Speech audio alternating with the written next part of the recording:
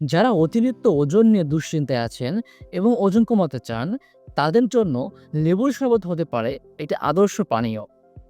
আজকের ভিডিওতে আমরা জানবো লেবুর শরবত কিভাবে ওজন কমাতে সাহায্য করে, লেবুর শরবত খাওয়ার সঠিক নিয়ম এবং রেসিপি এবং কিছু সতর্কতা সম্পর্কে। তো চলুন শুরু করা যাক। লেবুর শরবত ওজন কমাতে কিভাবে সাহায্য করে? নাম্বার 1, মেটাবলিজম বাড়ায়।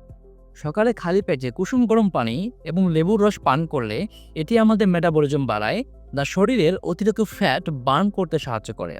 Number 2, detox effect.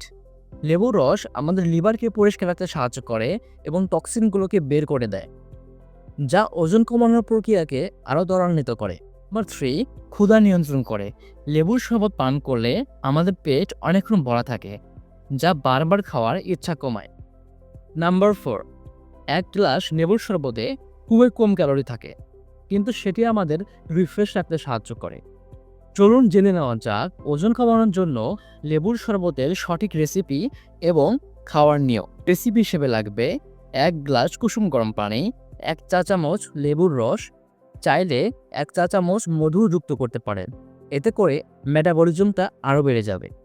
পান করার সময় সকালে ঘুম থেকে উঠে খালি পেটে খাওয়ার 30 মিনিট আগে পান করতে হবে। এটি দিনে 1 থেকে 2 বার পান করা যাবে।